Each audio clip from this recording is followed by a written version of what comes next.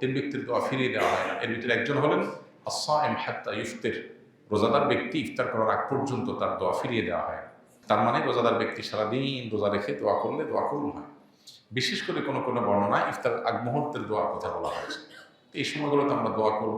ভোর রাতে সাহারির সময় ভোর রাতে দোয়া কবুল হয়। সারা বছর আমরা অনেকে তাহাজ্জুদ পড়তে পারি না, কিন্তু রমজানের সাহারির সময় আমরা সবাই উঠি, যার কারণে রমজানের 30 দিন চাইলে আমরা ভোর রাতের দোয়াটাকে গ্রহণ করতে পারি, এই সুযোগটাকে গ্রহণ করতে পারি। সারা বছর পারি না।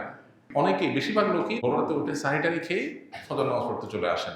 আরে ভাই, সাহারি খেলেন বুঝলাম, ফজর নামাজ পড়লেন তাও বুঝলাম, এই যে ভোর রাতটা দোয়া কবুলের একটা সুবর্ণ সুযোগ, এটা কেন আপনি মিস করবেন? এই জন্য দোয়া কবুলের এই স্কোপগুলোকে রমজান আমরা ব্যবহার করব। আর দোয়া কবুলের ব্যাপারটা হলো চূড়ান্তভাবে কবুল কিভাবে হবে সেটা তো আল্লাহ ভালো জানেন। ইমানদারের দোয়া বিফলে যায় না যদি সে দোয়ার বেসিক শর্ত পূরণ করে। বেসিক শর্ত কি?